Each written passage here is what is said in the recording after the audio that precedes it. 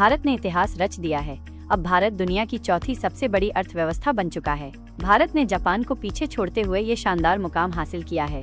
अब वैश्विक अर्थव्यवस्था की रैंकिंग में पहले स्थान पर अमेरिका, दूसरे पर चीन, तीसरे पर जर्मनी और चौथे पर भारत आ गया है, जबकि जापान 5वें नंबर पर खिसक गया है।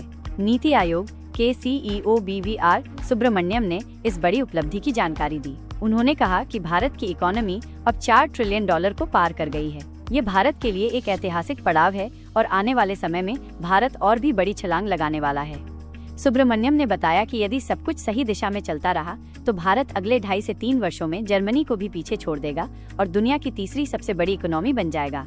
उन्होंने कहा, भारत इस समय तेजी से विकास की राह पर है। जनसंख्या लाभांश और निवेश के अनुकूल माहौल के चलते भारत के पास अगले 20-25 वर्षों तक तेजी से ग्रोथ करने का सुनहरा मौका है।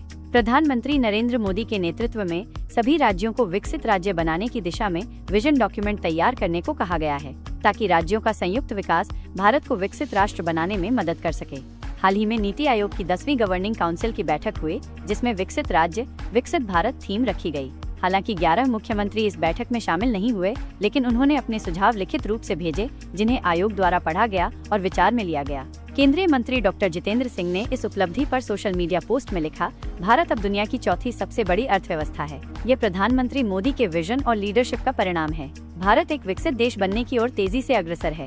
विशेषज्ञों की माने तो वित्त वर्ष 2025 की चौथी तिमाही में भारत की GDP ग्रोथ रेट 6.8% रह सकती है। यह भी अनुमान है कि अगर यही गति बनी रही तो भारत जल्द ही दुनिया की तीसरी सबसे बड़ी आर्थिक शक्ति बन जाएगा। सुब्रमण्यम ने